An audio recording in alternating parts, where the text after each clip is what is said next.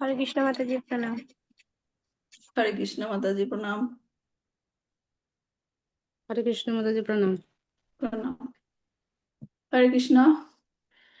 ধন্যবাদ জয়েন করার জন্য আমাদের চৈতন্য চরিতামৃত ক্লাসে। আমরা আদি লীলাতে আছি, আদি লীলার তৃতীয় অধ্যায়ে। আজকে বোধহয় আমরা কত নম্বর শ্লোক থেকে পড়বো? 50, রাইট? 50 আর 51। হুম। আচ্ছা, শুরুতে আমরা জয় রাধা মাধবের মঙ্গলাচরণ দিয়ে শুরু করবো। রত্নগর্ভা মাতাজি, আপনি জয় রাধা মাধব শুরু করুন। হরে কৃষ্ণ। সকল বৈষ্ণবের চরণে আমার দণ্ডবত প্রণাম। জয় রাধা মাধব কুঞ্জ বিহারে, জয় রাধা মাধব কুঞ্জ বিহারে, জয় গোপীজন বল্লভ গিরিবর ধারে, জয় গোপীজন বল্লভ গিরিবর ধারে, যশোদানন্দন ব্রজ জনরঞ্জন, যশোদানন্দন ব্রজ জনরঞ্জন, যমুনা তীর বনচারে, জয় রাধা মাধব কুঞ্জ বিহারে, হরে কৃষ্ণ কৃষ্ণ কৃষ্ণ হরে হরে, হরে রাম রাম রাম হরে হরে, জয় প্রভুপাদ জয় প্রভুপাদ, প্রভুপাদ জয় প্রভুপাদ, জয় জয় প্রভুপাদ প্রভুপাদ প্রভুপাদ, জয় জয় প্রভুপাদ। নিতাই গৌর হরি বল হরি বল হরি বল, নিতাই গৌর হরি বল। ওম ওম অজ্ঞানাতিমিরন্ধস্য জ্ঞানাঞ্জনশলাকয়া চক্ষুর্মিলিतं येन তস্मै শ্রী গুরুবে নমঃ। শ্রী চৈতন্য মনোভীষ্টাং স্থাপিतं যেন ভূতলে স্বয়ং রূপ কদা মह्यं দদাতি স্বপদান্তিকं। বন্দেऽহং শ্রীগুরু শ্রীযুতপদকমलं শ্রীগুরুণ বৈষ্ণবাংশ্চ শ্রীরূপং সাগ্রজাतं সহগণ রঘুনাথান্বিतं तं সজীবং সাদ্বৈতং সাবধূতং পরিজনসহিতং কৃষ্ণ চৈতন্য দেবং শ্রী রাধা কৃষ্ণ পাদান সহগণ ললিতা শ্রী বিশাখান্বিতাংশ্চ। নমোয়ং বিষ্ণুপাদায় কৃষ্ণপ্রস্থায় ভূতলে শ্রীমতে ভক্তিবেদান্ত স্বামিনীতি নামিনে। নমস্তে সারস্বতী দেবে গৌরবাণী প্রচারিণে নির্বিশেষ শূন্যবাদী পাশ্চাত্য দেশতারিণে। বাঞ্ছাকল্পতরুভ্যশ্চ কৃপা সিন্ধুভ্যেব চ পতিতানাং পাবনেভ্यो বৈষ্ণবেভ্यो নমো নমঃ। নমো মহাবদন্নায় কৃষ্ণ প্রেমপ্রদায়তে কৃষ্ণায় কৃষ্ণ চৈতন্য নাম্নে গৌরতিষ্যে নমো নমঃ। অনার্পিতং চরিম চিরাৎ করুণায়বতীর্ণ কাল সমর্পায়িতম উন্নত উজ্জ্বল রসম ভক্তি শ্রিয়া। হরে পুরাত সুন্দরা ধুতি কদম্ব সন্দিবিতা সদহৃদয় কান্দরে স্ফুরত বসচিনন্দনা। আজনুলম্বিতা ভুজা কনকবদাতৌ সংকীর্তনায় কপিতর কমলায়তাক্ষ। বিশ্বম্বর দ্বিজভার যুগ ধর্মপাল বন্দে জগত প্রিয়া। করাও করুণাবতী নাও পঞ্চতত্মাকম কৃষ্ণা ভক্ত রূপা স্বরূপকম ভক্তবতরম ভক্তখম নমামি ভক্ত শক্তিকাম। জয় শ্রী কৃষ্ণ চৈতন্য প্রভু নিত্যানন্দ শ্রী অদ্বৈত গদাধর শ্রীবাসাদি গৌর ভক্ত বৃন্দ। হরে কৃষ্ণ কৃষ্ণ কৃষ্ণ হরে হরে, হরে রাম রাম রাম হরে হরে, হরে কৃষ্ণ কৃষ্ণ কৃষ্ণ হরে হরে, হরে রাম রাম রাম হরে হরে, হরে কৃষ্ণ কৃষ্ণ কৃষ্ণ হরে হরে, হরে রাম রাম রাম হরে হরে। জয় জয় শ্রীকৃষ্ণ জয় শ্রী চৈতন্য জয় নিত্যানন্দ, জয় দ্বৈত চন্দ্র জয় গৌর ভক্ত বৃন্দ। জয় শ্রী চৈতন্য জয় নিত্যানন্দ, জয় দ্বৈত চন্দ্র জয় গৌর ভক্ত বৃন্দ। জয় শ্রী চৈতন্য জয় নিত্যানন্দ, জয় দ্বৈত চন্দ্র জয় গৌর ভক্ত বৃন্দ।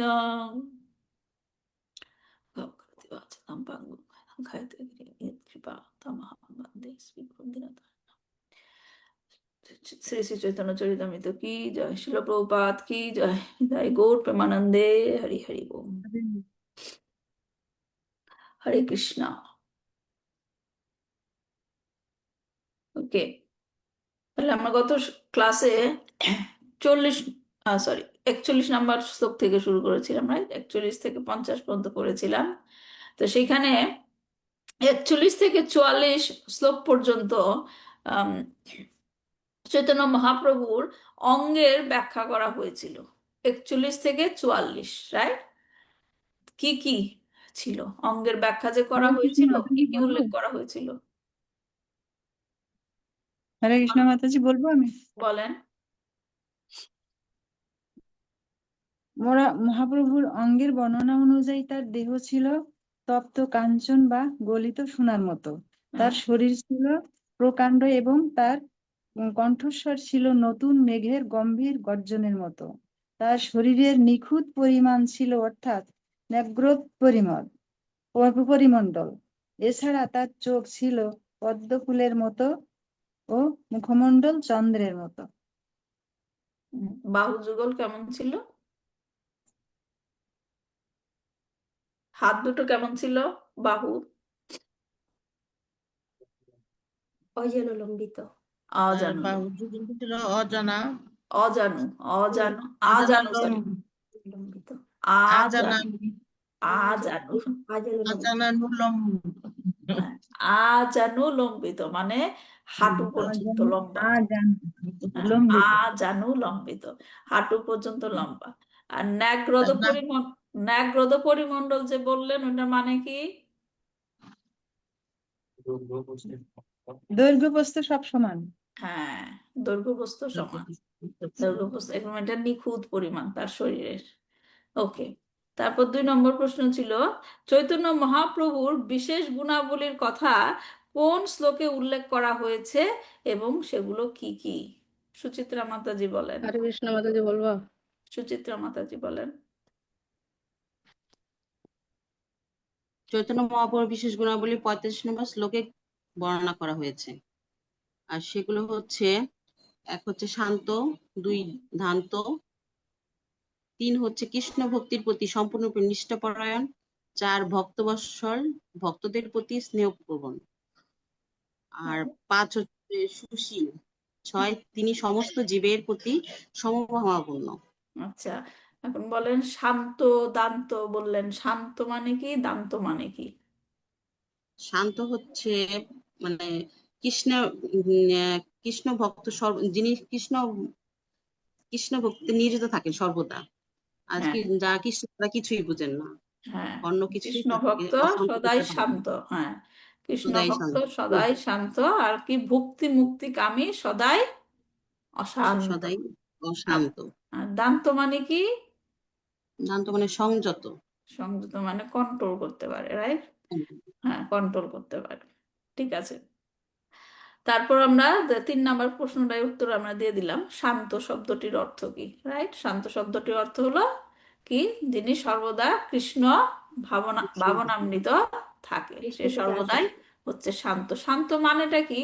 মন হচ্ছে চঞ্চল হয় না, মন চঞ্চল হয় না। কারণ আমরা ভগবত গীতা পড়তে গিয়ে উদাহরণটা পাই, যখন যখন নাকি এই সেতে আহ নদীর জল, নদী ধরেন বেশি ডিপ না, এরকম একটা জলাশয়ের সামনে যদি আপনি বসেন, হ্যাঁ, এখন জলটা যখন শান্ত থাকে, কোনো ঢেউ নাই, কিছু নাই, হ্যাঁ, তখন কি হয়? ওই ওই জলের নিচে কি আছে আমরা ক্লিয়ার দেখতে পাই, পাই কিনা? হ্যাঁ, হুম। হ্যাঁ। কিন্তু হুম। যখনই সেখানে একটা ঢিল ছোড়া হলো ওই জলের মধ্যে, তখন কি হবে? তখন দেখা যায় না, কিন্তু কাঁপে। হ্যাঁ, তখন কি হয়? জলটা নড়ে চড়ে উঠে সেখানে ঢেউয়ের মতো হয়, হ্যাঁ। আর কি হয় তাতে? আমরা ভিতরে কি আছে দেখতে পাই না। হুম, তো ঠিক সেই রকম আমরা যদি নিজেদের কথা চিন্তা করি, হুম, আমাদের মন যদি শান্ত থাকে, হ্যাঁ, মন যদি শান্ত থাকে ওই যে স্থির জলের মতো, তাহলে কি হবে? আমাদের মনের ভিতরে কি আছে সেটা দেখতে পারবো। কি দেখতে পারবো? আমাদের ভিতরে কি আছে? আত্মা আছে, আমাদের যে স্বরূপ, আমাদের স্বরূপ সেটা আমরা কি বুঝতে পারবো, যে স্বরূপে আমরা হচ্ছি আত্মা, কৃষ্ণের নিত্য দাস দাস। দাস। কিন্তু সেই মন যদি শান্ত থাকে, সেই ঢিল ছোড়ার মতো, হ্যাঁ, তাহলে কি হবে? সেই মনের যন্ত্রণাই শেষ হয়ে যাব, ভিতরে আর কি আছে সেটা কি দেখতে পাবো না, তাই না? তো এই জন্যই বলা হয় যদি আমাদের মনকে শান্ত করতে চাই কি করতে হবে? কৃষ্ণ ভক্তিতে, কৃষ্ণ ছাড়া কোনো কিছু, হ্যাঁ, সবকিছুর মধ্যে কৃষ্ণের কি করতে হবে? যোগাযোগ। সবকিছুর মধ্যে কৃষ্ণের লিঙ্ক। আমরা গত সপ্তাহে তো করলাম নাকি ভজনটা, আমার বলিতে প্রভু আর কিছু নাই।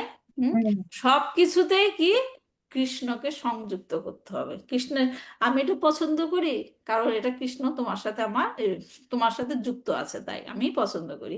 এরকম পছন্দ করি না কারণ তোমার সাথে কোনো লিঙ্ক নাই। দেখেন আমরা ভাগবতম পড়ার সময় যখন নাকি ঋষিরা প্রশ্ন করেছিল পরীক্ষিত মহারাজ কেন কলিকে মৃত্যুদণ্ড দিল না, হুম, তারা প্রশ্ন করেছিল কিন্তু সাথে সাথে আবার এটাও বলেছিল আমরা উত্তর জানতে চাই কিন্তু এটা যদি কৃষ্ণ সম্পর্কিত হয় তাহলেই শুধু আমাকে বলো, নাহলে দরকার নাই। যদি কৃষ্ণ সম্পর্কিত না হয় আমার জানার কোনো দরকার নেই। এই জন্য শান্ত মানে কি, মনকে শান্ত করতে হলে কি হতে হবে? সবকিছু কৃষ্ণ ভাবনামৃততে থাকতে হবে। কৃষ্ণ ভক্ত সকলেই শান্ত, আর অশান্ত কারা? ভুক্তি মুক্তি কামী। ভুক্তি মানে কি? ভুক্তি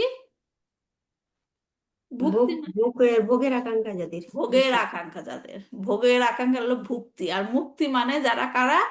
মুক্তির আকাঙ্ক্ষা করে, মুক্তির নির্বিশেষ আকাঙ্ক্ষা করে, সবকিছু ছেড়ে ছেড়ে চলে যাব নিজের চিন্তা খালি, রাইট? সেরকম ভুক্তি মুক্তিকামী সকলেই অশান্ত। শান্ত। ঠিক আছে, বোঝা গেল শান্ত অশান্তর মানে কি।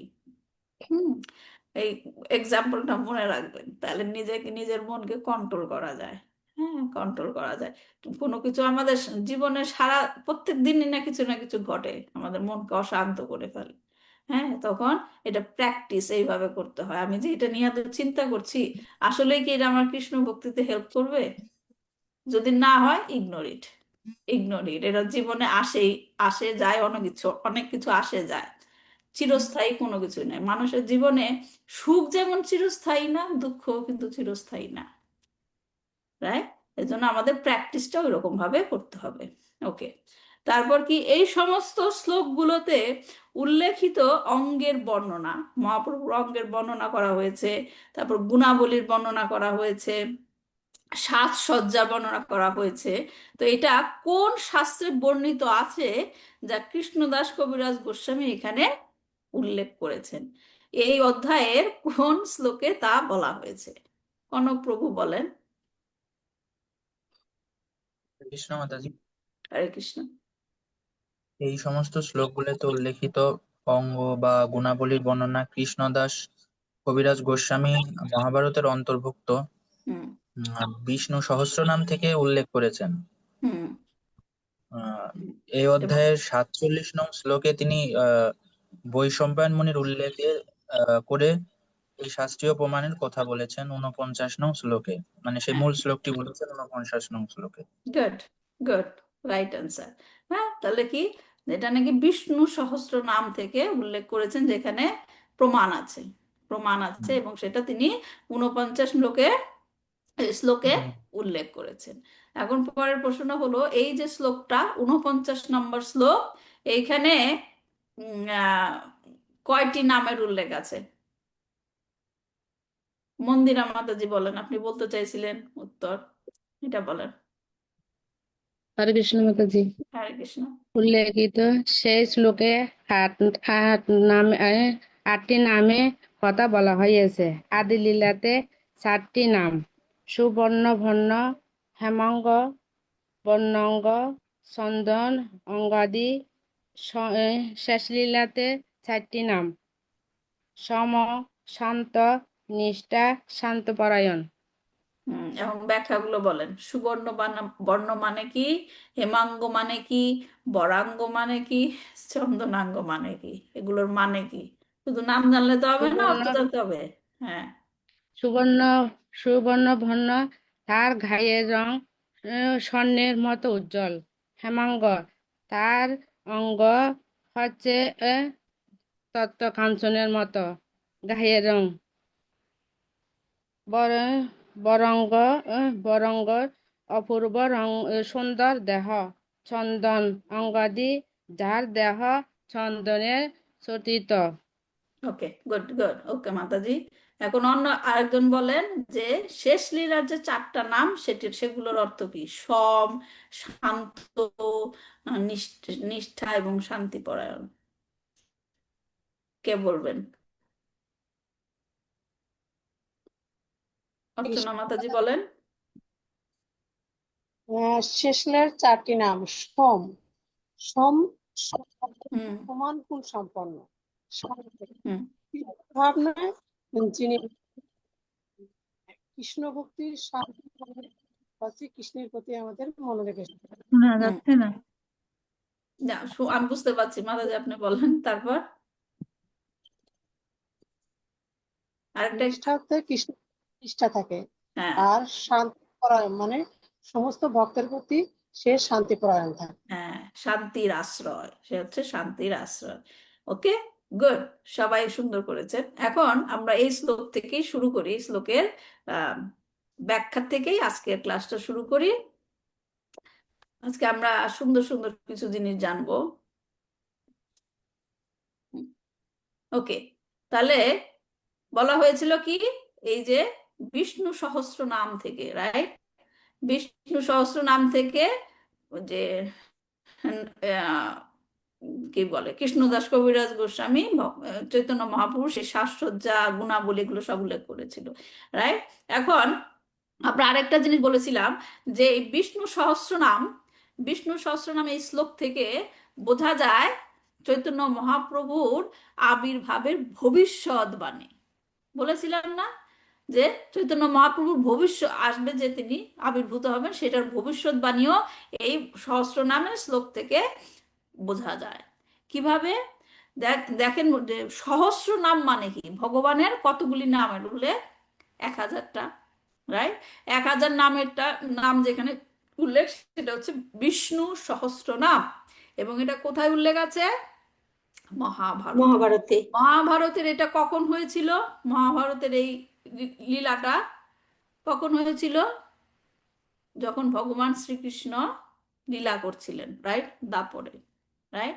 এবং তখনকার সময় এই বিষ্ণু সহস্রনাম উল্লেখ আছে মহাভারতে। তাহলে তখন তো চৈতন্য মহাপ্রভু আবির্ভূত হয় নাই। হয়েছিল? চৈতন্য মহাপ্রভু তখন আবির্ভূত হয় নাই। তাহলে এখন এই 1000টা নামের মধ্যে 8টি নামের উল্লেখ আছে।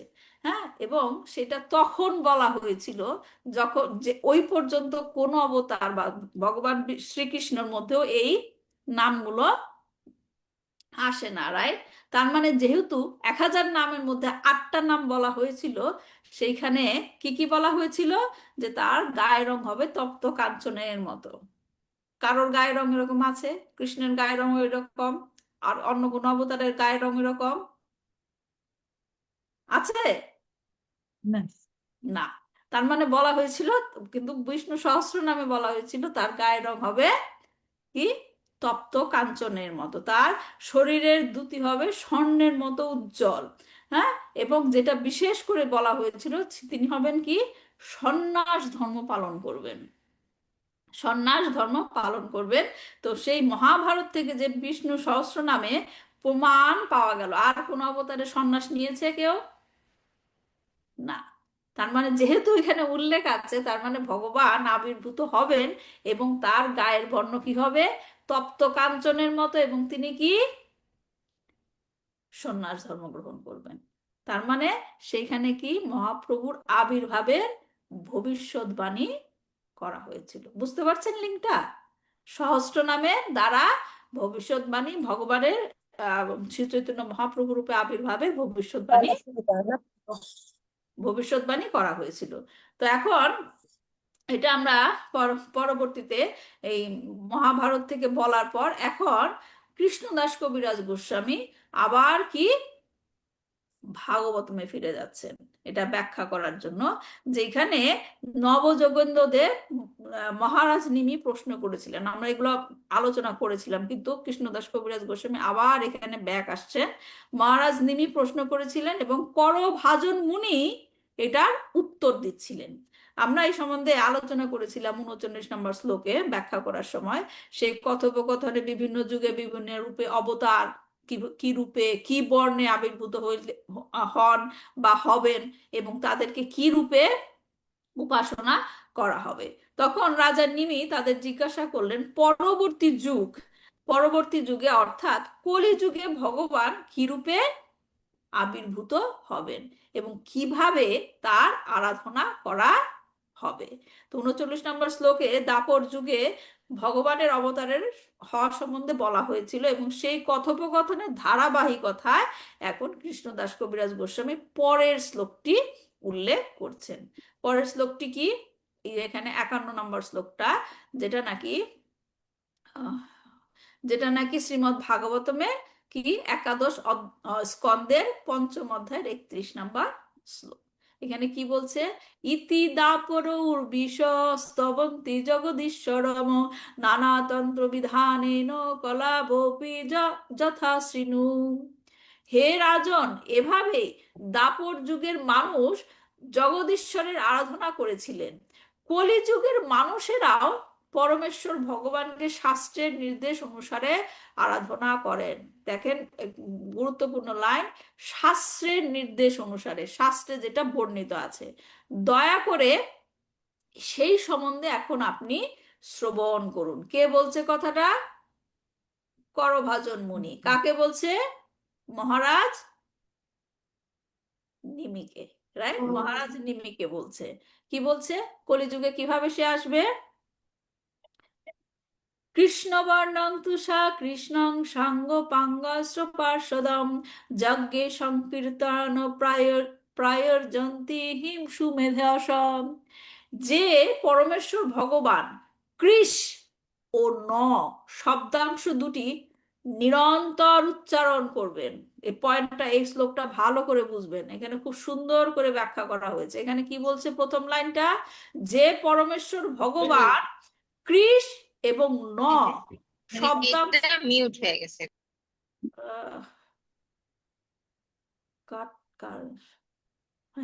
কারটা আনমিউট আছে, আচ্ছা ওকে।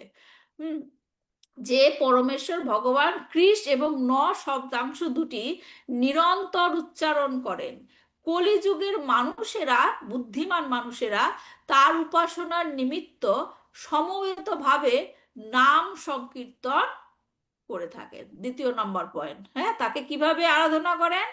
নাম সংকীর্তনের মাধ্যমে। 3 নাম্বার, যদিও তার গাত্রবর্ণ কৃষ্ণ নয়, তবুও তিনি কৃষ্ণ। এখানে প্রথম কৃষ্ণটা কি? গাত্রবর্ণ কৃষ্ণ। কৃষ্ণ মানে কি? এখানে রঙের কথা বলা হয়েছে, কৃষ্ণবর্ণ, তবুও তিনি কৃষ্ণ।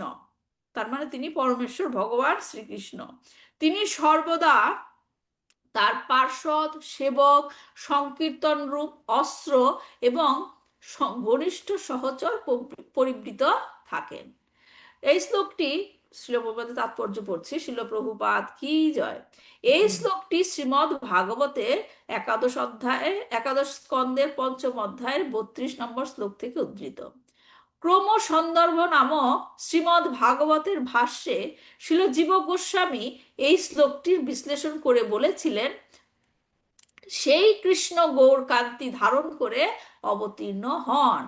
সেই গৌরাঙ্গ কৃষ্ণ হচ্ছেন শ্রী চৈতন্য মহাপ্রভু, যাকে বুদ্ধিমান মানুষেরা এই যুগে আরাধনা করে থাকেন। কারা আরাধনা করেন এই কলিযুগে চৈতন্য মহাপ্রভুকে? বুদ্ধিমান মানুষেরা। বুদ্ধিমান মানুষেরা। সেই কথা শ্রীমদ্ ভাগবতে গর্গমুনিও বলেছেন। তিনি বলেছেন যে যদিও শিশু কৃষ্ণের অঙ্গকান্তি হচ্ছে কৃষ্ণবর্ণ, কিন্তু তিনি অন্য 3টি যুগে শ্বেত, রক্ত এবং পীতবর্ণ ধারণ করে অবতীর্ণ হন। এগুলো আমরা পড়েছি, রাইট? আগেরকার শ্লোকে তিনি সত্য এবং ত্রেতা যুগে যথাক্রমে শ্বেত ও রক্ত বর্ণের দেহ ধারণ করে অবতীর্ণ হয়েছিলেন, কিন্তু তিনি গৌর হরি রূপে বা শ্রী চৈতন্য মহাপ্রভু রূপে অবতরণ করার পূর্বে তার তপ্ত কাঞ্চনের মতো পীতবর্ণ আর কখনো প্রদর্শিত হয়নি। এইরকম তপ্ত কাঞ্চনের মতো দেহ কখনো অবতীর্ণ মানে দেখা যায়নি। শ্রী জীব গোস্বামী বিশ্লেষণ করেছেন যে কৃষ্ণ বর্ণম শব্দে শ্রীকৃষ্ণ চৈতন্যকে বোঝানো হয়েছে। এই যে কৃষ্ণ বর্ণম কথাটা আছে না, এটা দুইটা ব্যাখ্যা আছে, আস্তে আস্তে আমরা এগুলো বুঝবো। যারা নাকি শ্লোকটা ভালো করে বুঝতে চান পয়েন্টগুলো নোট করে রাখবেন, ঠিক আছে। কৃষ্ণ বর্ণম শব্দে শ্রীকৃষ্ণ চৈতন্যকে বোঝানো হয়েছে। কৃষ্ণ বর্ণ ও শ্রীকৃষ্ণ চৈতন্য এক। কৃষ্ণ নামটি ভগবান শ্রীকৃষ্ণ ও ভগবান শ্রীকৃষ্ণ চৈতন্য উভয়ের সঙ্গে অবতীর্ণ হয়েছে। দেখছেন, ভগবান শ্রীকৃষ্ণের মধ্যে কৃষ্ণ নামটা আছে, শ্রীকৃষ্ণ চৈতন্য মহাপ্রভুর মধ্যেও কৃষ্ণ নামটা আছে। শ্রী চৈতন্য মহাপ্রভু হচ্ছেন পরমেশ্বর ভগবান, কিন্তু তিনি সর্বদাই শ্রীকৃষ্ণের মহিমা বর্ণনা করেন এবং এভাবেই নিরন্তর ভগবানের নাম এবং রূপ কীর্তন এবং স্মরণ করার মাধ্যমে দিব্য আনন্দ উপভোগ করেন। পরম তত্ত্ব সম্বন্ধে প্রচার করার জন্য শ্রীকৃষ্ণ চৈতন্য মহাপ্রভু রূপে আবির্ভূত হয়েছেন। শ্রী চৈতন্য মহাপ্রভু সর্বক্ষণ শ্রীকৃষ্ণের দিব্য নাম কীর্তন করেন এবং বর্ণনা করেন। আর যেহেতু তিনি স্বয়ং শ্রীকৃষ্ণ, তাই তার সংস্পর্শে যেই আসে সেই স্বতঃস্ফূর্তভাবে শ্রীকৃষ্ণের দিব্য নাম কীর্তন করতে শুরু করে এবং তারপর তা অন্যদের কাছে প্রচার করে। শ্রবণম কীর্তনম, শ্রবণম কীর্তনম। হ্যাঁ, যা তার সান্নিধ্যে যেই আসে তারই মধ্যে তিনি অপ্রাকৃত কৃষ্ণ ভাবনামৃতের রস সঞ্চার করেন, যার ফলে সেই কীর্তনকারী ব্যক্তি অপ্রাকৃত আনন্দে মগ্ন হয়। তাই তিনি ব্যক্তিগতভাবে অথবা শব্দ ব্রহ্মের মাধ্যমে সকলের কাছে কৃষ্ণ স্বরূপে প্রকাশিত হন। শ্রী চৈতন্য মহাপ্রভুকে দর্শন করা মাত্রই কৃষ্ণ স্মৃতির উদয় হয়। সব আমরা ডিটেলস আস্তে আস্তে পড়বো, আমি এখন পড়ে যাচ্ছি তাৎপর্য। সেই জন্য তাকে বিষ্ণু তত্ত্ব বলে স্বীকার করা হয়েছে। পক্ষান্তরে শ্রী চৈতন্য মহাপ্রভু হচ্ছেন স্বয়ং শ্রীকৃষ্ণ। সাঙ্গ পাঙ্গস্র পার্শ্বদম কথাটিতে বোঝানো হয়েছে শ্রী চৈতন্য মহাপ্রভু হচ্ছেন শ্রীকৃষ্ণ। তার শ্রী অঙ্গ সর্বদাই চন্দনের অলঙ্কারে ভূষিত এবং চন্দন চর্চিত। তার পরম সৌন্দর্যের দ্বারা তিনি এই যুগের সমস্ত মানুষকে মুগ্ধ করেন। হ্যাঁ, এটা হচ্ছে আর একটা অস্ত্র। অন্যান্য অবতারে ভগবান কখনো কখনো অসুর সংহার করার জন্য অস্ত্র ধারণ করেন, কিন্তু এই যুগে তিনি সকলকে বশীভূত করেন তার সর্বাকর্ষক শ্রী চৈতন্য মহাপ্রভু রূপের দ্বারা। তিনি কোনো অস্ত্র দিয়ে কাউকে সংহার করেননি। শ্রীজীব গোস্বামী বিশ্লেষণ করেছেন যে অসুর দমন করার জন্য তার অস্ত্র হচ্ছে তার সৌন্দর্য। তাহলে কয়টা অস্ত্র পেলাম আমরা? দুইটা। দুইটা আমরা আরো জানবো। হ্যাঁ, আরো আরো অস্ত্র আছে। যেহেতু তিনি সর্বাকর্ষক, তাই বুঝতে হবে যে সমস্ত দেবতারা তার পার্শ্বদ রূপে তার সঙ্গে রয়েছেন। তার কার্যকলাপ অসাধারণ এবং তার পার্শ্বদেরা অপূর্ব। সংকীর্তন আন্দোলন প্রচারকালে তিনি বঙ্গভূমি এবং উড়িষ্যা সহ সমগ্র ভারতবর্ষের বহু পণ্ডিত এবং আচার্যদের আকৃষ্ট করেছেন। শ্রী চৈতন্য মহাপ্রভু সর্বদাই তার সর্বশ্রেষ্ঠ পার্শ্বদ শ্রী নিত্যানন্দ প্রভু, শ্রী অদ্বৈত আচার্য প্রভু, শ্রী গদাধর পণ্ডিত প্রভু এবং শ্রীবাস প্রভুর দ্বারা পরিবৃত থাকেন। ওকে, আমরা পড়েই নেই পুরাটা। শ্রীজীব গোস্বামী বৈদিক শাস্ত্র থেকে একটি শ্লোকের উল্লেখ করেছেন, যাতে বলা হয়েছে যাগযজ্ঞ অথবা মহোৎসব অনুষ্ঠান করার কোনো প্রয়োজন নেই।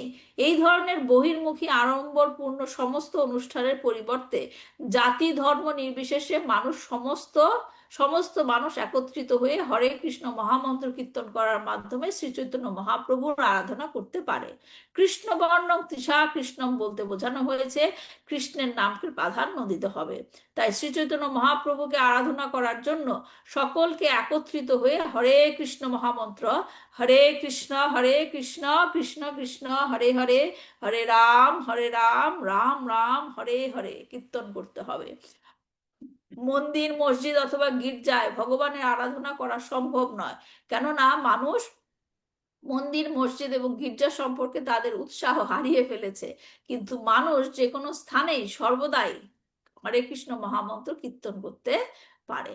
আচ্ছা, তারপরে পরের প্যারাগ্রাফে কি বলছে যে শ্রী চৈতন্য মহাপ্রভুর অগ্রগণ্য একজন অনুগামী শ্রীল সার্বভৌম ভট্টাচার্য বলেছেন, চিন্ময় ভগবত ভক্তির তত্ত্ব প্রায় লুপ্ত হয়ে গিয়েছে, তাই শ্রীকৃষ্ণ চৈতন্য আবির্ভূত হয়েছেন সে ভগবত ভক্তির পন্থা পুনরায় প্রদান করার জন্য।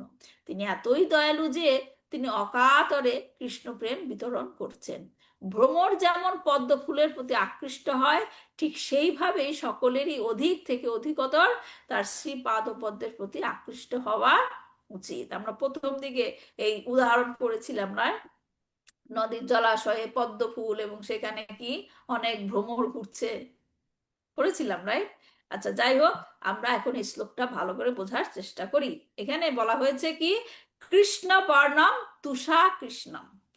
প্রথম পয়েন্ট এখানে বলছে যে কৃষ্ণ বর্ণম, বর্ণম মানে কি, যিনি বর্ণনা করেন, বর্ণনা করে, হ্যাঁ, কৃষ্ণ বর্ণনা করেন। তাহলে যে নাকি কলিযুগে আসবে সে কি করবে, তিনি সর্বদাই কৃষ্ণের নাম জপ করবেন, হ্যাঁ, তিনি কৃষ্ণ কথা বলবেন এবং তিনি কৃষ্ণ লীলা কীর্তন করবেন, কৃষ্ণের মহিমা কীর্তন করবেন, যে নাকি কলিযুগে আসবে।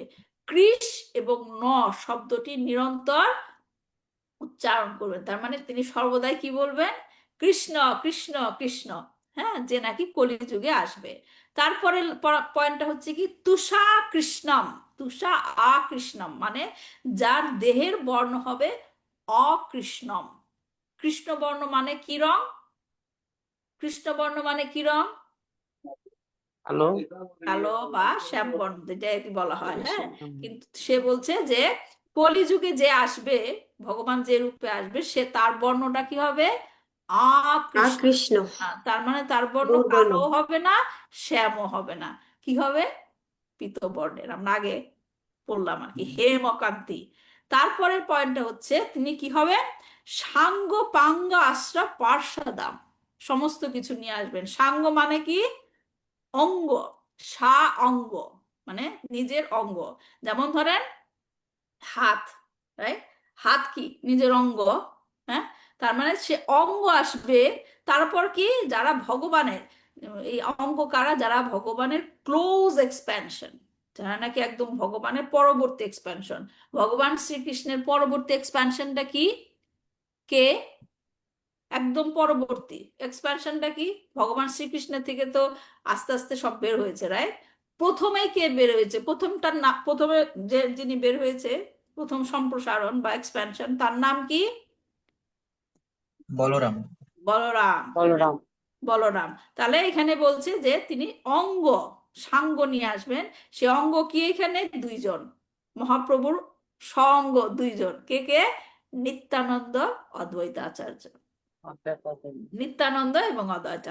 তারপর বলছে উপাঙ্গ, সাঙ্গর কথা বলা হলো, তারপর কি, উপাঙ্গ। উপাঙ্গ মানে কি, আমাদের এই হাত যদি অঙ্গ হয়, তাহলে উপাঙ্গ কোনগুলি বলে, আঙ্গুলগুলি। আঙ্গুল, হ্যাঁ, আঙ্গুলগুলি। তার মানে অঙ্গ হচ্ছে নিত্যানন্দ এবং অদ্বৈত আচার্য, এবং উপাঙ্গ মানে ওই সেই অঙ্গের সাথে যারা যুক্ত, তারা কে, যেমন এখানে কে কে আছে, গদাধর পণ্ডিত, তারপর কি শ্রীবাস, হ্যাঁ, তারা আছে। তো তারা নাকি সেবা করে, যারা নাকি ভগবানের সেবা করছে। তারপর কি, সাঙ্গ গেল, উপাঙ্গ গেল, তারপর কি, পরের পয়েন্টটা অস্ত্র।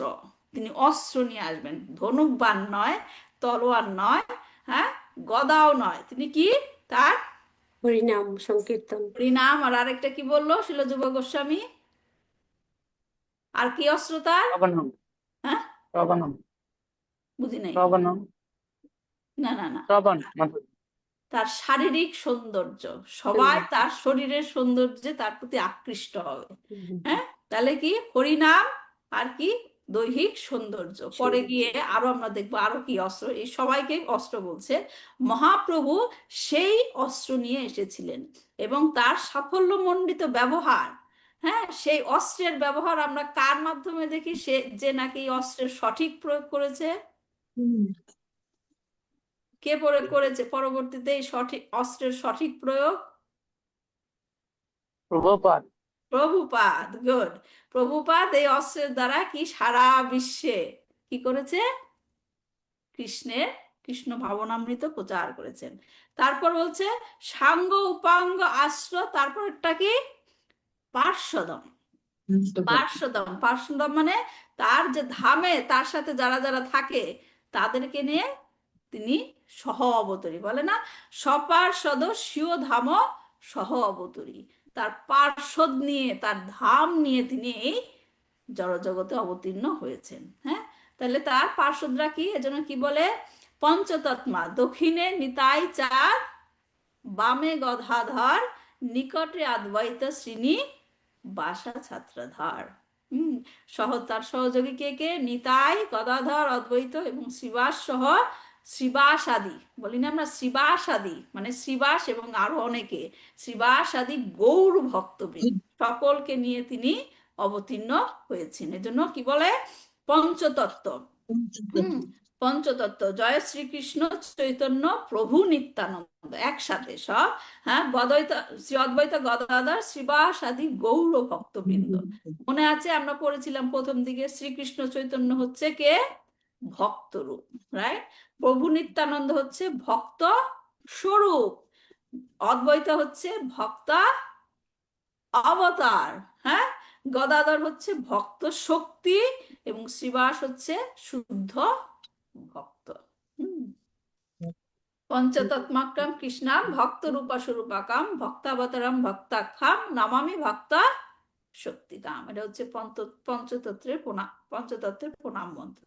হ্যাঁ, তাহলে কি দেখা গেল? তাহলে আমরা জানলাম কি? কৃষ্ণ বর্ণ জানলাম, কৃষ্ণ বর্ণ জানলাম, তুষা কৃষ্ণম জানলাম, সাঙ্গ উপাঙ্গ আশ্র আর কি পার্শ্বদম। তারপরের লাইনটা কি? যজ্ঞে সংকীর্তনায়া প্রায়ারে, তাকে সংকীর্তন যজ্ঞ এবং সমবেত জপ দ্বারা পূজা করা হবে। পরের প্রশ্ন কি? যে কলিযুগে যিনি আসবেন তাকে কিভাবে আরাধনা করা হবে? প্রথমে আমরা জানলাম কলিযুগে যে আসবে সে কি? কৃষ্ণের নাম, সবসময় শুধু কৃষ্ণের নাম বলবে। এখন বলা হচ্ছে তাকে কিভাবে আরাধনা করা হবে? তাকে সংকীর্তন যজ্ঞের দ্বারা আরাধনা করা হবে, মানে শ্রবণ করা হবে। তিনি যখন কৃষ্ণ নাম বললেন আমরা শ্রবণ করলাম, এবং তারপর আমরা তাকে কিভাবে আরাধনা করব? কীর্তনম। তখন আমরা কীর্তন করব। বুঝতে পারছেন পয়েন্টটা? যে এখানে ভগবান আছে, ভক্ত আছে, রাইট? ভগবানও কৃষ্ণ নাম করছে এবং ভক্তরাও কৃষ্ণ নাম করছে। ভগবান যখন বলছে শ্রবণম করলাম, আবার আমরা যখন করলাম তখন কি? কীর্তনম। এটাই হচ্ছে কলিযুগের শাস্ত্রিক বিধি। শাস্ত্রে উল্লেখিত ভগবান কি রূপে আসবেন এবং ভগবানকে আমরা আরাধনা করব কি করে। বুঝতে পারছেন জিনিসগুলো? তাহলে কি হলো? কীর্তনাদি ইতি কীর্তনাম, সংকীর্তন। হ্যাঁ, সংকীর্তন। তাহলে দুইটা শব্দ আছে, একটা হচ্ছে কীর্তন আর একটা হচ্ছে সংকীর্তন। দুইটার মানে কি? কীর্তন হলো কীর্তন আর সংকীর্তন হলো শ্রী চৈতন্য মহাপ্রভু। মাতাজি ভালো সংকীর্তন মানে বলতেছে, সবার সাথে একত্রে। মাতাজি খুব ভালো হতেছে। কীর্তন হলো কীর্তন। কীর্তন এবং সংকীর্তন দুইটার মধ্যে পার্থক্য কি বলেন? বলেন। রাধা কৃষ্ণ। আমি বলি, হ্যাঁ বলেন। কীর্তন অর্থাৎ হচ্ছে মানে এককভাবে যেটা কীর্তন হ্যাঁ, করা হয়। হ্যাঁ, সংকীর্তন অর্থাৎ হচ্ছে ভক্তবৃন্দ নিয়ে যে কীর্তনটা হ্যাঁ, করা হয়। সম্মিলিত। সম্মিলিত মানে বহুবীর মিলিতা কৃষ্ণাতি কীর্তনাতি ইতি। যখন আমরা একসাথে হয়ে সবাই মিলে কৃষ্ণ সম্বন্ধে কীর্তন করি, কৃষ্ণ সম্বন্ধে জানি, কৃষ্ণ লীলা সম্বন্ধে, কৃষ্ণ মহিমা সম্বন্ধে জানি, সেটাকে বলা হয় সংকীর্তন। সংকীর্তন। হ্যাঁ, এবং কলিযুগে এটাই হচ্ছে শাস্ত্রের বিধি, সংকীর্তন করতে হবে। ইয়াজ্ঞায় সংকীর্তনায় প্রায়ার, সংকীর্তন যজ্ঞের মাধ্যমে ভগবানকে আরাধনা করতে হবে। অন্য কোনো পূজা আদির কথা কিন্তু উল্লেখ করা হয় নাই। শুধুমাত্র ভগবানকে কিভাবে আরাধনা করা যাবে? সংকীর্তন যজ্ঞের মাধ্যমে। হ্যাঁ, তারপরেরটা কি? যাজন্তি হি সুমেধাসা, যে নাকি এই জিনিসটা বুঝতে পেরেছে। হ্যাঁ, যে নাকি এই জিনিসটা বুঝতে পেরেছে এবং ভগবানকে সেইভাবেই আরাধনা করে, তারাই হচ্ছে এই কলিযুগে কি? যজন্তী বুদ্ধিমান, সুমেধাসা। বুদ্ধিমান। তারাই হচ্ছে বুদ্ধিমান, সুমেধাসা। হ্যাঁ, এই যুগে তিনি এই সম্মিলিত কীর্তনের দ্বারা আরাধনা করবেন যিনি, তিনি হচ্ছেন সুমেধাসা। মানে কেবলমাত্র বুদ্ধিমানেরাই ভগবানের এই রূপকে গ্রহণ করবে এবং ভগবানের এই রূপকে সংকীর্তন যজ্ঞের মাধ্যমে আরাধনা করবে। তাহলে কি কলিযুগে কি একটাই কেবলমাত্র কি কাজ আমাদের? সংকীর্তন। শ্রবণ কীর্তন। কীর্তন, শ্রবণ শ্রবণম কীর্তনম। শ্রবণম ওকে, কীর্তনম। তো যদিও প্রত্যেক জীবই সম্ভাব্যভাবে কৃষ্ণের সেবক, কিন্তু দুর্ভাগ্যবশত এই উপলব্ধি সবার হয় না। সবাইকে তাদেরকে গিয়ে বললেও তারা এটা গ্রহণ করে না। এটা হচ্ছে দুর্ভাগ্য। দুর্ভাগ্য, যারা নাকি গ্রহণ করে তাদের সংখ্যা অতি অল্প, তাদের সংখ্যা অতি অল্প। যদিও ভগবান চৈতন্য মহাপ্রভু প্রত্যেককে কৃপা বর্ষণ করতে এখানে অবতীর্ণ হয়েছেন, কিন্তু কেবলমাত্র সেই বুদ্ধিমান ব্যক্তিরাই, আধ্যাত্মিকভাবে উন্নত ব্যক্তিরাই কৃষ্ণের শরণ নিতে পারে। বুঝতে পারছেন? হ্যাঁ, যারা মানে কলিযুগে হরিনাম সংকীর্তন এত প্রচার হচ্ছে, হ্যাঁ, এটা গ্রহণ করা কিন্তু সবার ক্ষেত্রে কি হয় না। যারা গ্রহণ করেছে তারাই হচ্ছে কি ভাগ্য, তাদের সৌভাগ্য, কৃষ্ণের কৃপা আছে তাদের প্রতি। এবং কি বলা হচ্ছে, যারা এইভাবে গ্রহণ করে তারাই হচ্ছে বুদ্ধিমান। তাহলে এই শ্লোকের অর্থ কি হলো? কলিযুগে বুদ্ধিমান ব্যক্তিরাই ভগবানের সেই অবতারের আরাধনা করার জন্য সম্মিলিত কীর্তন করেন, নিরন্তর কৃষ্ণের নাম কীর্তন করেন। সেই ভগবানকে যার গাত্রবর্ণ কালো নয়, তিনি স্বয়ং কৃষ্ণ, ঠিক আছে? এবং তার সঙ্গে কি থাকে? সঙ্গী, সেবক, অস্ত্র এবং পার্শ্বদেরা। হ্যাঁ, তো গীতাতে আমরা শ্লোক পড়েছিলাম যে পরিত্রাণায় সাধুনাম, ভগবান সেভাবে অবতীর্ণ হয় থেকে আমরা দেখতে পাই যে ভগবান তাদেরকে মানে অধর্মের নাশ করতে এবং ধর্মের পুনরুত্থাপন করার জন্য তিনি অবতীর্ণ হন। কিন্তু চৈতন্য অবতারে ভগবান চৈতন্য মহাপ্রভু কোনো অস্ত্র গ্রহণ করে অসুরদেরকে বধ করেননি। তিনি তাদেরকে কৃষ্ণ প্রেম দিয়ে উদ্ধার করেছেন। হ্যাঁ, এবং এটাই হচ্ছে এই গৌরাবতারের সৌন্দর্য। তো এখন ভগবান শ্রীকৃষ্ণ তপ্ত কাঞ্চনের মতো পীতবর্ণ নিয়ে গৌরহরি রূপে অবতীর্ণ হয়েছেন, এবং গৌরহরি রূপে অবতীর্ণ হওয়ার আগে এই বর্ণ আর কোনো অবতারের মধ্যেই প্রকাশিত হয় নাই। এখন পরবর্তী শ্লোকগুলোতে কৃষ্ণদাস কবিরাজ গোস্বামী এই যে ভাগবতমের এই শ্লোকটা, এটার এখন ভেঙে ভেঙে ব্যাখ্যা করবেন। বুঝতে পেরেছেন শ্লোকটার অর্থগুলো? হ্যাঁ, আচ্ছা, তাহলে কি শুনো ভাই এই সব চৈতন্য মহিমা, এই শ্লোকে কহে তার মহিমার সীমা। হে ভাই সকল, দয়া করে শ্রী চৈতন্য মহাপ্রভুর এই সমস্ত মহিমা শ্রবণ করো। কাকে বলছে? কাকে বলছে? কাকে বলছে? হে ভাই সকল, দয়া করে। কৃষ্ণদাস হ্যাঁ, কবিরাজ গোস্বামী আমাদের বলছে। হ্যাঁ, আমাদেরকে বলছে দয়া করে শ্রী চৈতন্য মহাপ্রভুর এই সমস্ত মহিমা শ্রবণ করো। এই শ্লোকে স্পষ্টভাবে তার কার্যকলাপ এবং তার মহিমার সারমর্ম বিশ্লেষণ করা হয়েছে। তারপর কৃষ্ণ বর্ণম কথাটার ব্যাখ্যা করবেন কৃষ্ণদাস কবিরাজ গোস্বামী। কৃষ্ণ এই দুই বর্ণ সদা যার মুখে, অথবা কৃষ্ণকে তিহ বর্ণে নিজ সুখে। কৃষ এবং ন দুটো মিলে কি হয়? কৃষ্ণ। এই শব্দাংশ দুটি নিরন্তর যার মুখে উচ্চারিত হচ্ছে, অথবা তিনি মহানন্দে নিরন্তর শ্রীকৃষ্ণের মহিমা কীর্তন করছেন। কৃষ্ণবর্ণ শব্দের অর্থ দ্বৈত প্রমাণ, কৃষ্ণ বিনু তার মুখে নাহি আইসে আন। কৃষ্ণ বর্ণ শব্দটির দুটো অর্থ আছে, যেটা আমরা বললাম। কৃষ্ণ বর্ণ মানে যিনি কৃষ্ণের মহিমা কি করবেন, বর্ণনা করবেন। তার মানে আরেকটা অর্থ আছে, বাস্তবিকই কৃষ্ণ ছাড়া অন্য আর কিছু তার মুখে আসে না। হ্যাঁ, বলছে যে কৃষ্ণবর্ণ কথাটির দুইটি অর্থ। একটা অর্থ আমরা জানলাম, যিনি কৃষ্ণের মহিমা বর্ণনা করে। আর দুই নাম্বারটা হচ্ছে যে তিনি এবং শ্রীকৃষ্ণ, যিনি নাকি কলিযুগে অবতার নেবেন, তিনি এবং শ্রীকৃষ্ণ একই বর্ণের অন্তর্গত। বুঝতে পারছেন? একই বর্ণের অন্তর্গত মানে কৃষ্ণ এবং শ্রীকৃষ্ণ চৈতন্য একই, অথবা স্বয়ং ভগবান। হ্যাঁ, শ্রীকৃষ্ণ চৈতন্য মহাপ্রভুকে, হ্যাঁ, যিনি দর্শন করেন তিনি শ্রীকৃষ্ণকে স্মরণ করতে পারেন। সুন্দর না কথাটা? যিনি শ্রীকৃষ্ণ চৈতন্য মহাপ্রভুকে দর্শন করেন তিনি তৎক্ষণাৎ কাকে স্মরণ করতে পারেন? স্বয়ং ভগবান শ্রীকৃষ্ণকে। এবং এই শ্রীকৃষ্ণ চৈতন্য মহাপ্রভু এবং স্বয়ং ভগবান শ্রীকৃষ্ণ তারা একই বর্ণের অন্তর্গত। বর্ণ মানে কি বলে না, ব্রাহ্মণ, ক্ষত্রিয়, বৈশ্য, শূদ্র, একই বর্ণ বলে না? হ্যাঁ, এবং তারা হচ্ছে একই বর্ণের অন্তর্গত। এখন কেউ যদি বর্ণ শব্দের হিসাবে বলে কৃষ্ণ এবং কলিযুগের অবতারের গায়ের বর্ণ বর্ণ এক, অনেকে বলতে পারে যে কৃষ্ণ আসলে কৃষ্ণের গায়ের রং কালোই হবে। হ্যাঁ, আপনারা বললেই হবে যে তিনি অকৃষ্ণ রূপে এসেছেন। সেই যুক্তিকে খণ্ডন করার জন্য পরবর্তী শ্লোকে কৃষ্ণদাস কবিরাজ গোস্বামী উল্লেখ করবেন।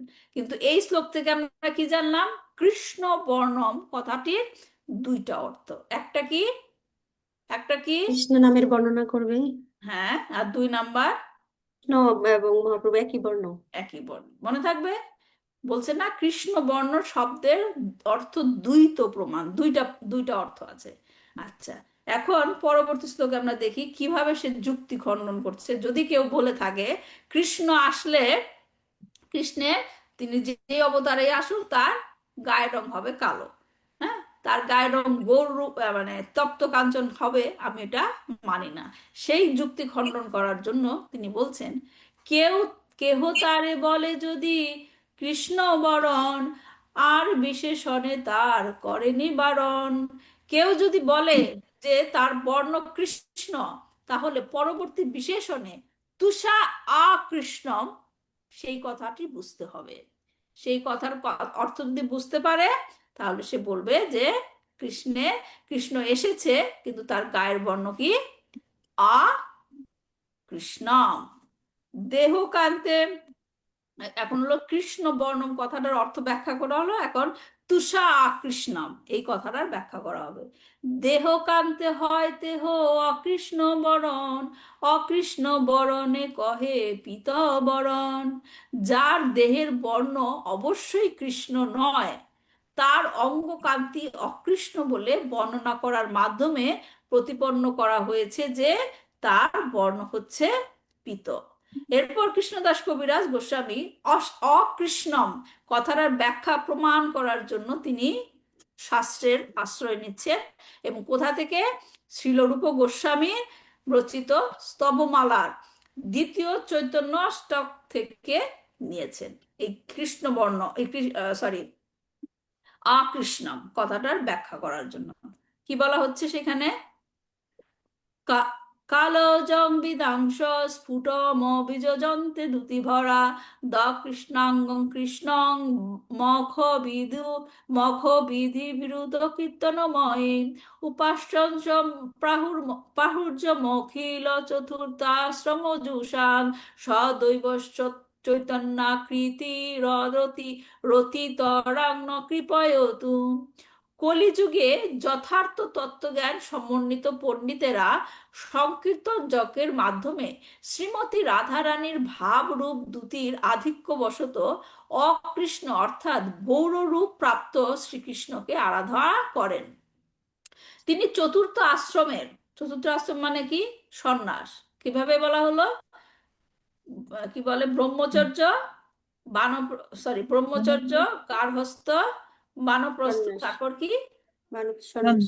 সন্ন্যাস। সন্ন্যাস। এজন্য বলছে চতুর্থ আশ্রমের সর্বোচ্চ স্তরে অধিষ্ঠিত পরমহংসদের আরাধ্য বিগ্রহ সেই পরমেশ্বর ভগবান শ্রী চৈতন্য মহাপ্রভু আমাদের উপর তার অহৈতুকী কৃপা বর্ষণ করুন। তাহলে শ্লোকটা যদি আমরা ভেঙে ভেঙে বুঝতে চাই কি হবে? কলৌ জং বিদ্যাংশ, কলিযুগে যাকে বিদ্বানেরা, আগের শ্লোকে বললাম সুমেধাসা, রাইট? এখানে বলছে বিদ্বানেরা স্ফুট মভি যজন্তে দ্যুতিবরা, স্পষ্ট এবং প্রকাশিত ভাবে আরাধনা করেন যার উজ্জ্বল অঙ্গকান্তির আধিক্য রয়েছে। তার দেহ কি কিসের মধ্যে আমরা দেখলাম? সুবর্ণবর্ণ আর হেমাঙ্গ। হ্যাঁ, দ কৃষ্ণাঙ্গম কৃষ্ণম, তিনি হচ্ছেন অকৃষ্ণম বা গৌরবর্ণের স্বয়ং ভগবান শ্রীকৃষ্ণ। এবং তাকে কি করা হবে? যাকে সংকীর্তন যজ্ঞানুষ্ঠানের দ্বারা উপাসনা করা হয়, যিনি বর্ণাশ্রমের চতুর্থ আশ্রমে অধিষ্ঠিত পরমহংসদের আরাধ্য বিগ্রহ এবং সদেব চৈতন্যাকৃতি, যিনি চৈতন্য মহাপ্রভু রূপে রতিতরা ন কৃপয়তু, আমাদের প্রতি অহৈতুকী করুণা বা কৃপা বর্ষণ করেন। তো ভগবান শ্রীকৃষ্ণ এই পর্যন্ত বলা হলো যে এই 58 নম্বর শ্লোক পর্যন্ত কি বলা হলো? কৃষ্ণ বর্ণমের কথা বলা হলো, অকৃষ্ণম কথাটা বলা হলো। তারপরে কি ব্যাখ্যাটা রয়েছে যে সাঙ্গপাঙ্গ, রাইট? সাঙ্গপাঙ্গ আশ্রমা, রাইট? তপ্ত কাঞ্চন যেটা বলা হয়েছে। তো এখন আমরা যেটা এতক্ষণ পর্যন্ত পড়লাম যে ভগবান শ্রীকৃষ্ণের গৌরাঙ্গ মহাপ্রভু রূপে আবির্ভূত হওয়ার যে ভবিষ্যৎবাণী, আজকে আমরা এই শ্লোক পর্যন্তই পড়বো, কিন্তু একটা লীলা পড়ে শেষ করব ক্লাসটা। যেখানে দেখেন আমরা এই পর্যন্ত বিভিন্ন শাস্ত্র থেকে প্রমাণ পাচ্ছি যে গৌরাঙ্গ মহাপ্রভু ভগবান শ্রীকৃষ্ণ তিনি নিজে গৌরাঙ্গ মহাপ্রভু রূপে আবির্ভূত হয়েছেন। এই ভবিষ্যৎবাণী বিভিন্ন শাস্ত্রে প্রমাণ দেওয়া হয়েছে, পড়ছি আমরা, রাইট? তো এখন আমরা একটা লীলার মাধ্যমে শুনবো যে কিভাবে ভগবান শ্রীকৃষ্ণের ব্রজলীলার থেকে আমরা জানতে পারি যে তিনি আবার চৈতন্য মহাপ্রভু রূপে আবির্ভূত হবেন। হ্যাঁ, এখানে সেই লীলাটা হচ্ছেন শ্রীকৃষ্ণ এবং রাধারানীর ছোটবেলার লীলা। হ্যাঁ, যেটা অনেকেই হয়তো জানেন, পিলি পুকুরের একটা লীলা আছে, এবং সেটা শিবরাম মহারাজ তিনি শিবরাম স্বামী তার নবব্রজ মহিমাতে তিনি এই লীলাটা উল্লেখ করেছেন খুব সুন্দর করে। তো যখন আমি ক্লাসটা রেডি করছিলাম তখন মনে হলো যে আমরা তো অনেক ব্যাখ্যা শুনি, শাস্ত্রিক প্রমাণ শুনি, এই লীলার মধ্যেও তো আছে। তো লীলাটা আমি আপনাদের সাথে শেয়ার করতে চাচ্ছি। আমি বাংলায় করেছি লীলাটা, তো শুনুন লীলাটা। তো একদিন ছোটবেলায় যখন রাধারানী এবং কৃষ্ণ ছোট ছিল বৃন্দাবনে, তখন একদিন মহর্ষি দুর্বাসা মুনি, হ্যাঁ, মহর্ষি দুর্বাসা মুনি রাজা বৃষভানুর গৃহে আসলেন। বৃষভানুকে রাধারানীর বাবা। রাধারানীর বাবা। রাধারানীর বাবা তার বাড়িতে এলেন, এবং তিনি আসার পর রাধারানী সযত্নে তার সেবা যত্ন করেছিলেন, এবং তার সেবাতে খুব প্রসন্ন হলেন দুর্বাসা মুনি, এবং তাকে কি বর দিলেন যে তুমি এরপর থেকে যাই রান্না করবে তা অতি সুস্বাদু হবে। এবং তাই না, তিনি আরো বললেন যে সেই রান্না যে খাবে তিনি সব রকমের রোগ বালাই এবং সমস্ত বিপদ থেকে মুক্ত থাকবে। রাধারানীকে এইটা দিলেন, আশীর্বাদটা দিলেন বা বর দিলেন। তো এখন এই কথা যখন যশোদা মার কানে গেল, হ্যাঁ, যশোদা মার কানে গেল, যশোদা মা কি সবসময় কার চিন্তা করে? সবসময় কার ভালো?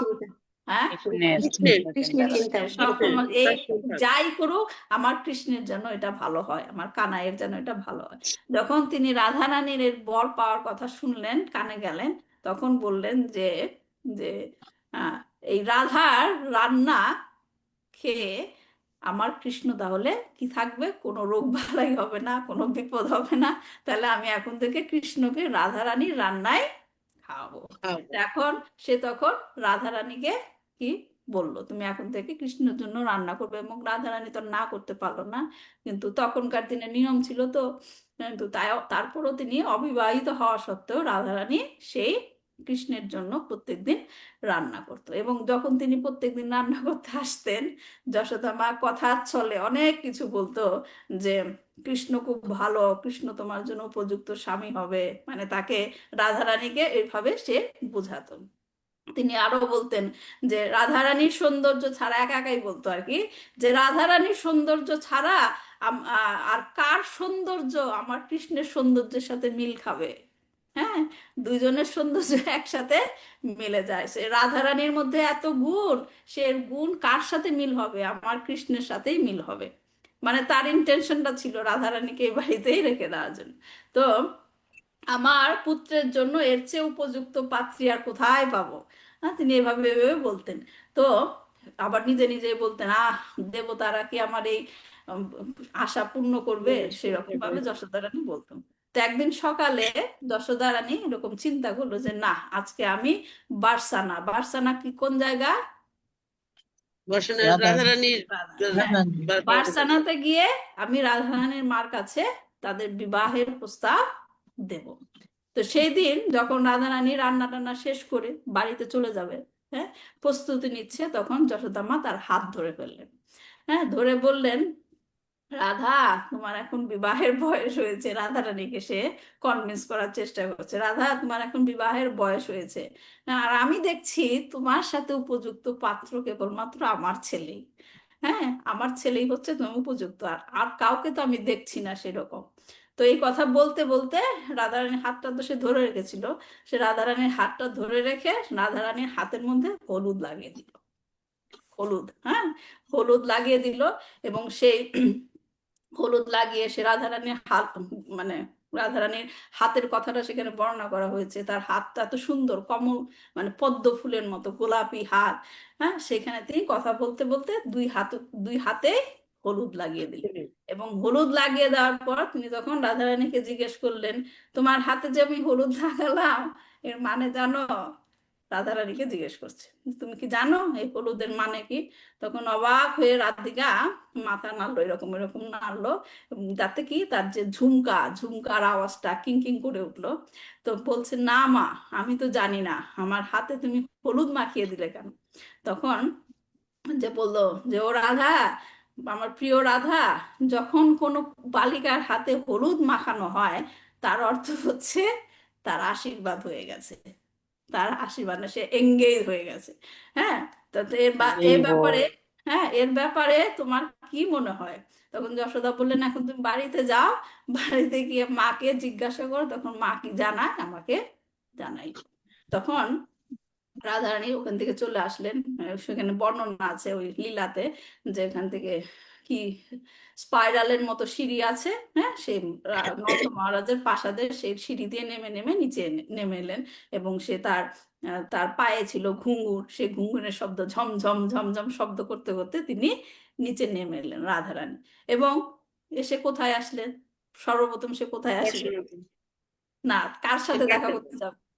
তার বন্ধু, তার বন্ধুরা, ললিতা, বিশাখা যারা থাকবে তাদের কাছে, বন্ধুর কাছে তাকে যাবে ঘটনা বলতে। তো বন্ধুর কাছে ফিরে এলেন এবং এসে তাদের এই কথা বলতে বলতে একসাথে বার্সানাতে চলে গেলেন। দাদা যখন সখীদের সমস্ত কিছু বলল, তখন কে বেশি আগে কথা বলে উঠলো? বিশাখা। বলল, কি বলছো তুমি? আমাদের তো বিয়ের বয়সই হয়নি, এখন যদি বিয়ে করে ফেলি তাহলে আমাদের সব স্বাধীনতা নষ্ট হয়ে যাবে, এখন কি বিয়ে করা যাবে? হ্যাঁ, তখন ললিতা বলল, হ্যাঁ, তাড়াতাড়ি একটা সমাধান খুঁজে বের করো, কি করা যায়? এত তাড়াতাড়ি কি বিয়ে করা যায় নাকি? তখন ললিতা হেসে বলল, রাধা, তুমি এত চিন্তা করছো, মনে হচ্ছে তোমার হাতে যা লাগিয়ে দিয়েছে সেই রং আর ধোয়া যায় না। হুম, সেটা কি কোনো এমন রং দিয়েছে যে কখনো ধোয়া যাবে না? তুমি এত চিন্তা করছো কেন? ওই রংটা ধুয়ে ফেললেই তো হয়। হ্যাঁ, চলো, এই সামনে একটা পুকুর দেখা যাচ্ছে, সেই পুকুরে গিয়ে তুমি তোমার হাত ধুয়ে ফেলো, মানে তোমার হাত দেখার আগেই। হ্যাঁ, তখন রাধারানী সেখানে বন্ধুদের কথা শুনে হাত ধুতে গেল। যে মনে হচ্ছিল যে রাজহংসে রাজকন্যা যেরকম হেঁটে যায়, সেরকম করে রাধারানী ওরকম করে হেঁটে হেঁটে পুকুরের সামনে গিয়ে মানে হাত ধুতে গেল, তিনি তখন কি শাড়ির আঁচলটা শাড়িটা একটু তুলে, হ্যাঁ, গোড়ালি পর্যন্ত সেই হ্রদে, মানে সেই কি বলবো, জলাশয়ে নামলেন এবং আস্তে আস্তে হাত ঘষতে লাগলেন, ধুতে লাগলেন। যেই না হাতটা জলে দিয়েছে, হ্যাঁ, তাতে কি হলো, পুরো পুকুর, পুরো হলুদ পুকুর হয়ে গেল। হলুদ হয়ে গেছে এবং মানে মানে হলুদ রঙে সেটা পড়ে গেল। তখন শ্রীকৃষ্ণের, সে তো আর দেখে নাই হলুদ ওখানে জলে কি হচ্ছে, সে হাত ধুচ্ছে আর কার কথা চিন্তা করছে, কৃষ্ণের কথা। সে কৃষ্ণের কথা। এক মনে হাত ধুচ্ছে আর কৃষ্ণের কথা চিন্তা করছে। যেমন মানে ধোপারা যেরকম করে কাপড় ধোয় নিজ মনে ধুইতেছে, সেও তার হাত ধুচ্ছে। তখন চিত্রা, আরেকটা সখী, সে সখী। তখন খিলখিল করে হেসে উঠলো, বলল, রাধা দেখো তুমি কি করেছো, পুরো পুকুরটাকে তুমি হলুদ করে দিয়েছো, মনে হয় তোমার হাতের সাথে সাথে তোমার হৃদয়ও ধুয়ে ফেলছো, এইরকম এত যত্ন সহকারে হাত ধুচ্ছ, তাড়াতাড়ি ওঠো, ছাড়ো এসব, এখন বাড়ি চলো। তো রাধিকাকে সামনে নিয়ে তখন সব গোপীরা কি হলো, বার্সানাতে চলে গেল।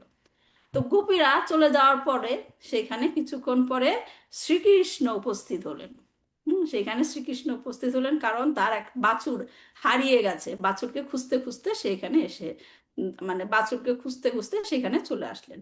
সেইখানে এসে দূর থেকে পুকুরটাকে দেখে চিন্তা করলো, আরে এই পুকুর হলুদ হয়ে গেছে কেন? হুম, নিশ্চয়ই এখানে কোনো সমস্যা হয়েছে, আমার গিয়ে এখন দেখতে হবে হলুদ হলো কেন পুকুরটা। কৃষ্ণ কি করলো, যে সেখানে যে পুকুরের সিঁড়ি, সেখান দিয়ে আস্তে আস্তে সে নামলো, জলের কি সমস্যা হলো, সেখানে তো হলুদ হলো কেন, তো এই রহস্যময় হলুদ রঙের কারণ কি। তো কি হলো, যখন কৃষ্ণ গিয়ে জলটা দেখতে গেল, জলটা সে হাতে নিল, তখনই তার সারা শরীর কেঁপে উঠলো, হ্যাঁ, যেন মনে হয় যে বজ্রপাত হলো হাতে জলটা নেওয়ার সাথে সাথে। তো কৃষ্ণের মধ্যে তখনই একটা অপূর্ব একটা প্রেমের অনুভূতি জেগে উঠলো, হ্যাঁ, তার মনে অসাধারণ এক প্রেম অনুভূতি হতে লাগলো। তিনি নিজেই বলতে লাগলেন, আরে এই জল স্পর্শ করার সাথে সাথে এমন কেন মনে হচ্ছে যে আমি নিজেকেই খুব ভালোবাসি, আমার নিজের প্রতি প্রেম এত জেগে উঠছে কেন। জিনিসগুলো বোঝার চেষ্টা করেন, যখনই সে জলটা ধরলো, তার নিজের প্রতি ভালোবাসা, নিজের প্রতি প্রেম জেগে উঠছে। তখন এই ঘটনা যখন দেখলো, তখন সে ডানে বামে তাকাচ্ছে, ঘটনাটা কি। তখন সে ধীরে ধীরে, প্রথমে তো জল হাতে নিল, এখন সে ধীরে ধীরে কি করলো, পায়ের গোড়ালিটা নামালো, হ্যাঁ, জলের মধ্যে পায়ের গোড়ালি নামালো, তারপর সে আস্তে আস্তে আরো নামলো, পায়ের হাঁটু পর্যন্ত নামলো, হাঁটু ডুবালো, তারপর কোমর, তারপর অবশেষে গলা পর্যন্ত সে পুরা জলে ডুবে গেল। এবং এমন সময়, এমন ডুবতে ডুবতে এক সময় শুধুমাত্র জলের উপর কি দেখা যাচ্ছিল, তার মাথার ময়ূরের কেশ। পালক, মাথার ময়ূরের পালক, তার মানে তার সমস্ত শরীর সেই জলের নিচে, হ্যাঁ। এবং সে জলের নিচে গিয়ে যে এদিক ওদিক ঘুরে দেখছে কি ঘটনা, সেটা বাইরে যারা ছিল, পাখি পশু পাখি যারা ছিল, তারা কিভাবে বুঝতে পারলো, কারণ সে ময়ূরের পাখা নড়ছিল, একবার এদিকে যাচ্ছে একবার ওইদিক যাচ্ছে, তা সেইভাবে সে বুঝতে পারলো যে কৃষ্ণ জলের মধ্যে গিয়ে খুঁজছে ঘটনাটা কি। তারপর এসব চলতে থাকাকালীন সবাই, সেখানকার পশু পাখি সব সেটা দেখছিল। অবশেষে কিছুক্ষণ পর সেই জল থেকে শ্রীকৃষ্ণের আবির্ভাব হলো, উপরে উঠে আসলো, এবং সেই আবির্ভাব যে হলো তার সেই অপরূপ রূপ, কি রূপ আপনি কল্পনা করতে পারেন, সে জল থেকে যখন উঠে আসলো, তার রূপটা কি হবে, পীতবর্ণ। পীতবর্ণ, পুরো শরীর, সে ছিল কৃষ্ণবর্ণ, কৃষ্ণবর্ণ, সেই হলুদ পুকুরে ডুবলো, হ্যাঁ, এবং সে জল থেকে বেরোলো কি, পীতবর্ণ। পীতবর্ণ, হলুদ হ্যাঁ, বর্ণ। তার কৃষ্ণের নীলকান্তমণির আভা অদৃশ্য হয়ে গেল, হ্যাঁ, নীলকান্তমণি, তার গায়ের রং এখন সম্পূর্ণ সোনালী, তপ্ত হেম কান্তি, তপ্ত হেম কান্তি। তো সেই কৃষ্ণের যে পরিবর্তন, সবাই ভাবছিল, সে পশু পাখিদের কথাই বলছে মহারাজ, সেখানে পশু পাখিরা সবাই তার বাহ্যিক পরিবর্তনটা দেখেছে, যে গায়ের রং পরিবর্তন হয়েছে, কিন্তু সেই পরিবর্তন শুধুমাত্র বাহ্যিক ছিল না, সে পরিবর্তন শুধুমাত্র বাহ্যিক ছিল না, জল থেকে যখন তিনি ডাঙায় উঠে আসলো, তখন সে কি বলতে শুরু করলো? কাকে খুঁজতে রাধে লাগলো? রাধে না, হে কাকে কৃষ্ণ খুঁজতে? কৃষ্ণ কৃষ্ণ কৃষ্ণ বলতে লাগলো। কৃষ্ণ কৃষ্ণ হ্যাঁ, তার পরিবর্তন বললাম না, তার পরিবর্তন হয়েছে, বাহ্যিক পরিবর্তন হয়েছে কৃষ্ণ থেকে পীতবর্ণ, এবং ইন্টারনালি সে আগে যখন রাধারানীকে খুঁজতো, এখন সে কাকে খুঁজছে? কৃষ্ণকে কৃষ্ণ কৃষ্ণকে, মানে কৃষ্ণই কৃষ্ণকে খুঁজছে, বলছে কৃষ্ণ কৃষ্ণ বলে ডাকছে। তো ডানে বামে তাকাতে তাকাতে সোনালী বা পীতবর্ণের কৃষ্ণ, যিনি পরবর্তীতে কি নামে পরিচিত হয়েছে? চৈতন্য গৌরাঙ্গ। মহাপ্রভু গৌরাঙ্গ। চৈতন্য মহাপ্রভু। চৈতন্য মহাপ্রভু আর একটা মিনিং, কিন্তু এখন কি গৌরাঙ্গ মানে গৌর অঙ্গ। হ্যাঁ, যিনি গৌরাঙ্গ নামে পরিচিত, তিনি এখন কিসের ইন্টারনালি কি চেঞ্জ হয়েছে? তিনি এখন শ্রী রাধার ভাব, আনন্দ এবং পরমানন্দে মগ্ন ছিলেন। রাধারানীর ভিতরে যেসব ভাব, রাধারানীর যে আনন্দ, রাধারানীর যে পরমানন্দ, সেটা সমস্তই তার মধ্যে কি হয়েছে? ট্রান্সফার হয়েছে। উদ্বেগে পূর্ণ হয়ে তিনি বললেন, শ্রীকৃষ্ণ তুমি কোথায়? কৃষ্ণ তুমি কোথায়? তোমার বাঁশির সুমধুর সুর কোথায়? রাসলীলার সেই নাচ কোথায়? রাসলীলার সময় যে তোমার হাসি, সেই হাসি কোথায়? কখনো তিনি কুঞ্জবনের দিকে তাকাচ্ছেন, কৃষ্ণকে খুঁজছেন, কখনো গাছের আড়ালে খুঁজছেন, কখনো বনের প্রাণীদেরকে গিয়ে জিজ্ঞাসা করছেন। গৌর কৃষ্ণ তার অন্তরে নিজের পরিচয় ভুলে গেছেন। গৌর কৃষ্ণ কথাটা মানে বুঝছেন? কৃষ্ণ উইথ কি? গৌর গোর বর্ণ। হয়েছে গোরাঙ্গ। গৌর বর্ণ। সে গৌর কৃষ্ণ নিজের পরিচয় ভুলে গেছেন, যে তিনি হচ্ছেন কৃষ্ণ। এবং তিনি কি বলেন, যে কৃষ্ণের সঙ্গে মিলিত হতে না পারার কারণে তার মন ছিল চঞ্চল এবং উত্তেজিত। তার বিরহের ভাব ছিল শ্রী রাধার মতোই। তার করুণ অবস্থা দেখে জগতের যে জীবজন্তু ছিল, পশু পাখি, সবাই কান্না করছিল। তো এইরকম যেমন কোনো অলৌকিক পানীয়, মানে অলৌকিক ড্রিঙ্ক পান করলে ধীরে ধীরে তার প্রভাবটা আস্তে আস্তে কমে আসে, হ্যাঁ, তো তার সেই ভাবটাও, সেই গৌরক্ষণ ভাবটাও ধীরে ধীরে কমে আসলো, এবং সে পুনরায় কিভাবে কি কি রূপে পরিবর্তিত হলো? শ্যামবর্ণ। শ্রীকৃষ্ণ ধীরে ধীরে শ্যামবর্ণে ধারণ করলেন, এবং পুনরায় আবার সেই বাছুরের পিছে চলতে লাগলেন। তো সেই যে তার যে গৌর রূপে সে আবির্ভূত হয়েছিলেন, এটাও হচ্ছে একটা ভবিষ্যৎবাণী। তিনি পরবর্তীতে গৌরাঙ্গ মহাপ্রভু রূপে আবির্ভূত হলেন, এবং কৃষ্ণ এবং চৈতন্য মহাপ্রভুর মধ্যে কোনো পার্থক্য নেই, কোনো পার্থক্য নেই। তো সেই পুকুরটি এখনো বার্সানাতে আছে, যেটাকে বলে পিলি পোকার, মানে হলুদ হলুদ পুকুর। তো সেইখানে হচ্ছে, সেখান থেকে আমরা এই গৌর কৃষ্ণের লীলা, এটা গৌর কৃষ্ণের লীলাটা আমরা জানতে পারি, এবং তার তপ্ত কাঞ্চন দেহ, সেই বর্ণনাটাও আমরা পেতে পারি। তো এটা হচ্ছে আরেকটা প্রমাণ লীলার মাধ্যমে। তো আমি এটা একটা মাতাজির ক্লাসে শুনেছিলাম, এবং সেটা বইটা বের করে সেখান থেকে পড়লাম, তখন ভাবলাম যে আপনাদের সাথে শেয়ার করি, যে এটা আমাদের, যেটা আমরা পড়ছি এখন চৈতন্য চরিতামৃততে, এটার সাথে এটা রিলেটেড। তো ঠিক আছে, লীলা শুনতে শুনতে 10 মিনিট বেশি হয়ে গেছে, সরি। হ্যাঁ, আচ্ছা ঠিক আছে, তাহলে ভালো থাকবেন। কারো কোনো প্রশ্ন আছে? হরে কৃষ্ণ, দণ্ডবত প্রণাম, সবার চরণে। প্রণাম। হরে কৃষ্ণ মহাপ্রভু। ওকে, তাহলে দেখা হবে। আজকে ঘুম সবার ভালো হবে মা?